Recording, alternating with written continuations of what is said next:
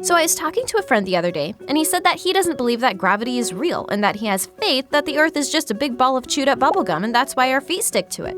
I told him that he was ridiculous, and then I canceled him on Twitter. But that got me thinking, do I have faith in ridiculous ideas as well? Ideas that science contradicts? Well, we've kind of already covered this topic in a previous video, and in that video, we claimed that the word faith was synonymous with trust, and everyone freaked out, so let me try to clarify a bit. Faith is literally defined in the dictionary as trust in something or someone. But though there are similarities, it is crucial to note that trust isn't the exact same thing as belief. You can believe that something is true without trusting it. In order to trust something, you would need to act as if your belief were true. So technically, my friend would only have faith in the idea that gravity doesn't exist if he acted in accordance with that belief. Let's say, for instance, he trusted his belief so much that he would jump out of an airplane without a parachute. This may lead you to believe that faith is based on stupidity, but someone who believes that gravity does exist would use a parachute when skydiving because he trusts that he will not just float in the air forever if he does.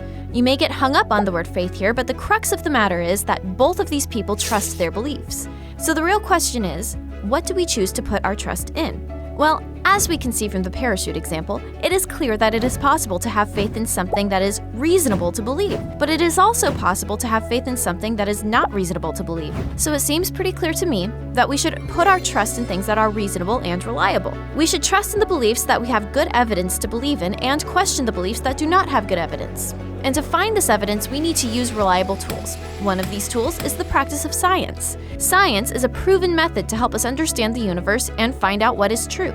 And it just so happens that the Bible, and most other religious texts, make claims about how the universe operates, things they claim to be true. So studying these claims help us to discern the truth of these religious texts, and can help us weed out religious claims that clearly contradict our scientific view of the world. It's kind of like weeding out the liar from these 4 tricky little hot dogs: Tim, Steve, Oprah, and William. By comparing their testimonies to our scientific understanding of hot dogs, we can be sure that William sits on a throne of lies. So let's look at some statements from the Bible and compare them with our best scientific understanding. The Bible starts with God creating the universe. This implies that the universe has a beginning. When we look at the best scientific evidence, we find that it also points to the universe having a beginning. The Bible then describes the surface of early Earth as structureless, hostile to life, dark, and covered in water.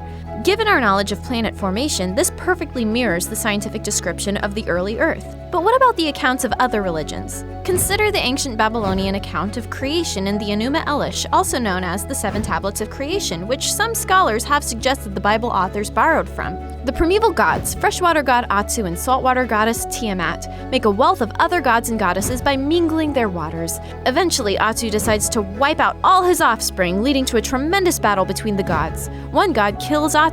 Tiamat takes another partner, Quingu, and raises up an army to wipe out the offspring. Eventually, one of the offspring, Marduk, kills Tiamat by slicing her in half. The upper half becomes the heavens, and the lower half becomes the earth. Does that sound like it accords well with our best scientific understanding? But what about the places where science and the Bible seem to contradict? Those areas require deeper investigation to make sure that we properly understand what the Bible actually teaches and what science has really found.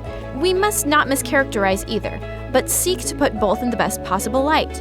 We also must remember that literary techniques such as metaphor and hyperbole exist.